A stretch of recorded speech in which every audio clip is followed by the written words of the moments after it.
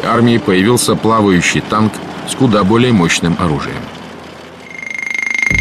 Легкий плавающий танк ПТ-76.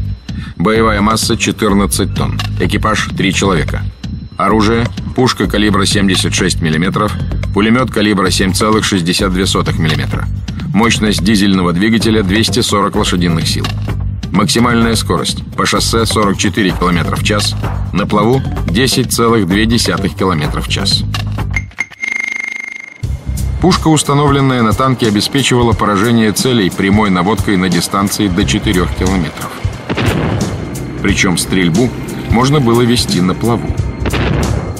А за счет чего танк двигался по воде? Раньше на всех плавающих танках устанавливался гребной винт. Но при входе в воду он мог сломаться, или его могли опутать водоросли. На плавающем танке ПТ-76 применили другой тип движителя – водомет. Водометов было два. Специальный насос забирал воду из-под днища машины. Через патрубки в кормовой части вода выбрасывалась наружу, создавая необходимую для движения тягу.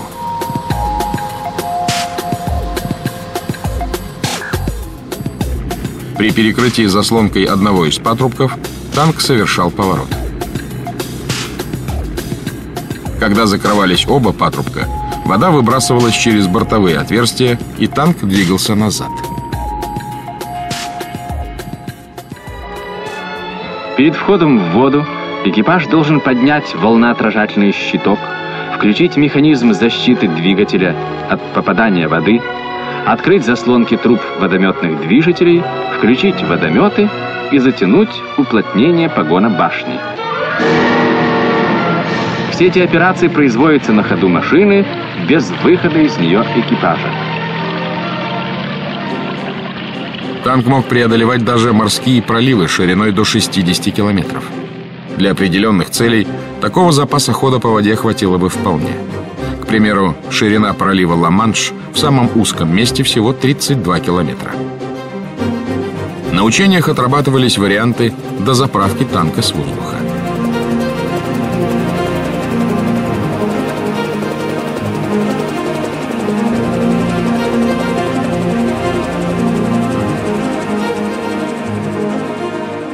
ПТ-76 отлично держался на плаву.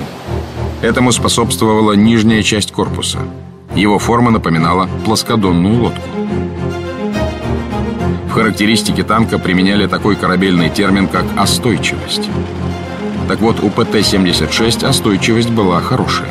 Нырнув с крутого берега, машина быстро восстанавливала равновесие и продолжала движение.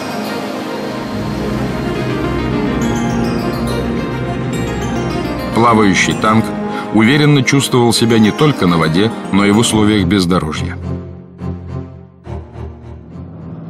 Фрагмент из художественного фильма иллюстрирует действия экипажа танка ПТ-76 во время учебных стрельб. Механик, короткая!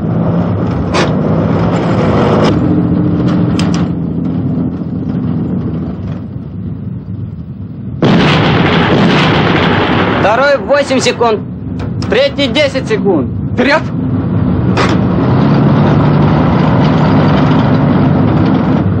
Команда вперед в данном случае не подается. Командиру танка было указано на его ошибку.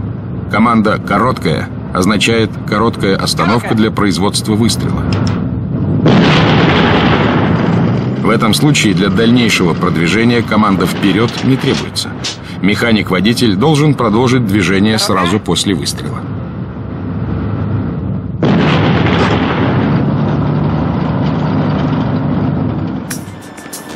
При форсировании водных преград плавающие танки действовали совместно с пехотой. Причем дополнительных плавсредств для солдат не требовалось. Они переправлялись на другой берег непосредственно на броне танка. Это обеспечивало